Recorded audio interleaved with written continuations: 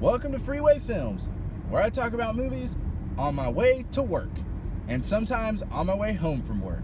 On today's episode, The Other Guys.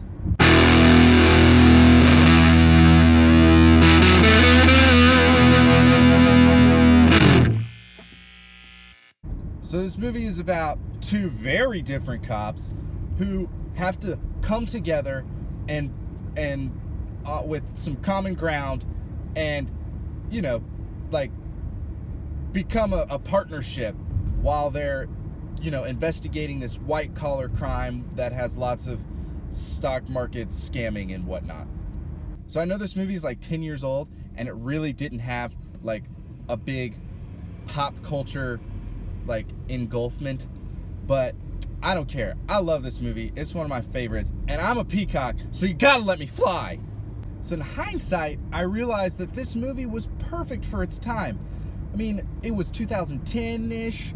We were barely seeing the light from the recession. We were all still really pissed off at the banks. And so there was some actual good, social commentary in this funny movie. And honestly, I think there's an argument to be made that it's still relevant. It's fantastic.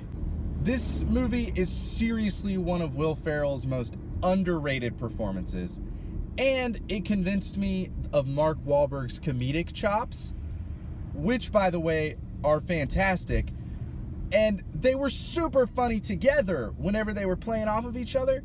That scene kind of at the beginning of the movie when Will Ferrell talks about being a tuna fish and how he's gonna get all his school of friends to build some kelp masks for oxygen so they could breathe, so that they can go on land and kill the lion that Mark Wahlberg is. Hilarious. I laugh every single time. At the beginning, Mark Wahlberg was kind of rough going. You could tell he was trying to be funny. You know those people, and you can just tell they're trying to tell a funny joke, and it really just doesn't. It just doesn't land. Kind of like most of my YouTube videos. You can just tell I'm trying to be funny. Well, that was the case with Mark Wahlberg, but by the end, you really kind of get into a groove, and it just kind of feels like his character.